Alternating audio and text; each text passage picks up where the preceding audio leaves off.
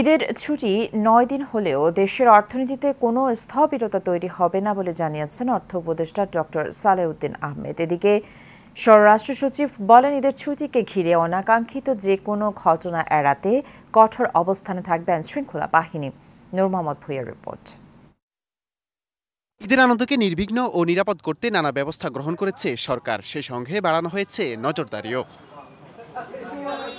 এরই ধারাবাহিকতায় শেষ দিবসেও ঈদকে প্রাধান্য দিয়ে সরকারি ক্রয় কমিটির বৈঠক করে অর্থ উপদেষ্টা ডক্টর সালেহুদ্দিন আহমেদ। বৈঠক শেষে স্বরাষ্ট্র সচিব নাসিমুল গনি বলেন, ঈদের ছুটিকে ঘিরে রাজধানী সহ পুরো দেশে যে কোনো অনাকাঙ্ক্ষিত ঘটনা এড়াতে কঠোর অবস্থানে থাকবে আইনশৃঙ্খলা বাহিনী।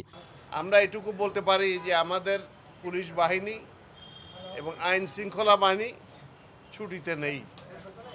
তারা অ্যালার্ট থাকবে সমস্ত কাজের জন্য।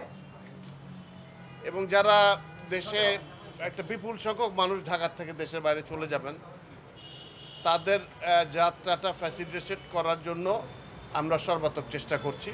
সাংবাদিকদের এক প্রশ্নের জবাবে অর্থ উপদেষ্টা ডক্টর সালেহুদ্দিন আহমেদ বলেন, ঈদের লম্বা ছুটিতে দেশের অর্থনীতিতে কোনো স্থবিরতা আসবে না।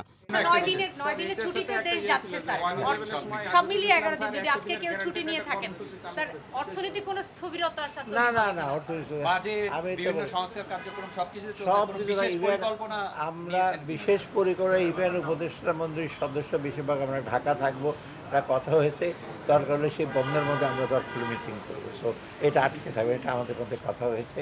বেশিরভাগ আমরা সবাই ঢাকা থাকবো দু একদিন।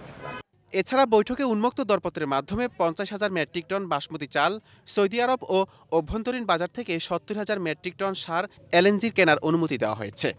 বিশেষ বিষয় হলো আমরা চাল আছে নন বাসমতি চাল আনার জন্য এবং সিদ্ধ চাল আনার। এখন বাজারে মোটামুটি আতপ চালের স্টকটা ভালো আছে, কিন্তু সেদ্ধ চালের জন্য ওটা দিয়েছি।